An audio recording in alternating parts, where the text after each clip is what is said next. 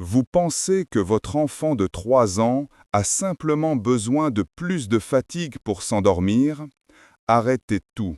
Cette croyance, partagée par la majorité des parents, est en réalité l'une des erreurs les plus répandues en matière de sommeil infantile. Et elle pourrait compromettre bien plus que vos soirées. Est-ce que l'heure du coucher est devenue un véritable combat chez vous? Les négociations interminables, les rappels constants, les réveils nocturnes qui s'enchaînent. Vous n'êtes pas seul. Mais ce soir, je vais vous révéler ce que les neurosciences ont découvert sur le sommeil des enfants de 3 ans et comment transformer ce moment de tension en une opportunité extraordinaire pour le développement cérébral de votre enfant. Commençons par la science, car c'est elle qui va tout changer dans votre approche. Une étude menée par l'Université Harvard, en collaboration avec des chercheurs du CNRS, a démontré quelque chose de fascinant. Entre 2 et 4 ans, le cerveau de votre enfant traverse une période critique appelée la consolidation synaptique. Pendant le sommeil profond, son cerveau ne se repose pas simplement. Il travaille activement à renforcer les connexions neuronales formées durant la journée. Chaque apprentissage, chaque émotion vécue, chaque nouvelle compétence acquise se consolide précisément pendant ces heures de nuit. Voici ce que cela signifie concrètement. Un enfant qui dort mal ne manque pas simplement de repos. Son cerveau perd l'opportunité de transformer les expériences de la journée en apprentissage durable. Les recherches en neurosciences montrent qu'un sommeil fragmenté ou insuffisant peut réduire jusqu'à 40% l'efficacité de cette consolidation mémorielle. Et voici l'erreur que commettent 95% des parents. Ils pensent qu'un enfant fatigué s'endormira plus facilement. Alors ils repoussent l'heure du coucher, espérant que l'épuisement fera son travail. Or, c'est exactement l'inverse qui se produit. Un enfant surstimulé ou trop fatigué libère du cortisol, l'hormone du stress.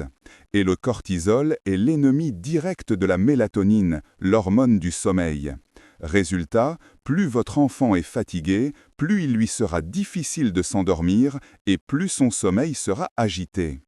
Les méthodes traditionnelles, celles qui consistent à laisser pleurer ou à imposer le coucher par la force, peuvent fonctionner à court terme, mais elles activent le système de stress de l'enfant et freinent son épanouissement émotionnel. L'éducation bienveillante nous offre une alternative bien plus efficace, prouvée par la recherche. Passons maintenant aux étapes pratiques que vous pouvez appliquer dès ce soir. Premièrement, instaurez ce que j'appelle le signal de transition. 30 minutes avant le coucher, annoncez clairement le changement de rythme. Dites à votre enfant « Dans quelques minutes, notre corps va commencer à se préparer pour la nuit. On va faire des activités douces maintenant. » Cette phrase simple prépare son cerveau à la transition et réduit considérablement les résistances.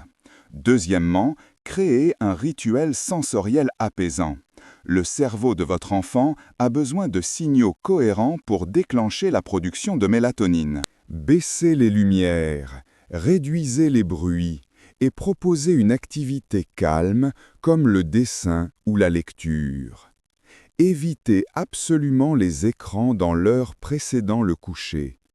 La lumière bleue bloque littéralement la mélatonine et retarde l'endormissement de 45 minutes en moyenne. Troisièmement, utilisez le pouvoir de la narration prévisible. Chaque soir, suivez exactement la même séquence. Par exemple, bain, pyjama, histoire, câlin, dodo. Avant de commencer, dites « Tu te souviens de nos étapes du soir? D'abord, on fait quoi ?» Laissez votre enfant participer à l'énonciation du rituel. Cette prévisibilité rassure profondément le système nerveux et facilite le lâcher-prise. Quatrièmement, offrez le choix dans le cadre. À 3 ans, votre enfant développe son autonomie et a besoin de sentir qu'il a un certain contrôle. Plutôt que d'imposer, proposez des options limitées. Dites « Tu préfères qu'on lise l'histoire du petit ours ou celle des étoiles ce soir ?» ou « Tu veux que je reste 2 minutes ou 3 minutes après le câlin ?» Ces micro-décisions satisfont son besoin d'indépendance tout en maintenant le cadre que vous avez établi. Cinquièmement, ancrez la séparation avec une phrase de connexion. Le moment où vous quittez la chambre est souvent le plus difficile. Créez une phrase rituelle qui rassure et connecte. Par exemple, « Je suis juste à côté », ton corps sait comment dormir et demain matin on se retrouve pour un gros câlin. Répétez cette même phrase chaque soir. Elle deviendra un ancrage émotionnel puissant qui sécurise votre enfant. J'aimerais beaucoup vous lire dans les commentaires. Quelle est votre plus grande difficulté avec le sommeil de votre enfant? Les batailles au moment du coucher? Les réveils nocturnes? Les cauchemars? Partagez votre expérience, car vos témoignages nous aident à créer du contenu qui répond vraiment à vos besoins. Maintenant, prenons un instant pour visualiser ce que ces changements peuvent apporter dans votre quotidien.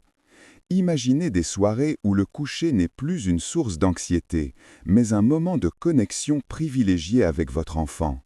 Imaginez un enfant qui s'endort sereinement parce que son cerveau a reçu tous les signaux dont il avait besoin. Imaginez des nuits complètes qui permettent à son cerveau de consolider ses apprentissages, de réguler ses émotions, de construire les fondations de son intelligence. Ce n'est pas un rêve inaccessible, c'est ce que les neurosciences nous permettent de comprendre et d'appliquer concrètement. Chaque soir où vous respectez ces principes, vous investissez directement dans le développement cérébral et l'épanouissement de votre enfant.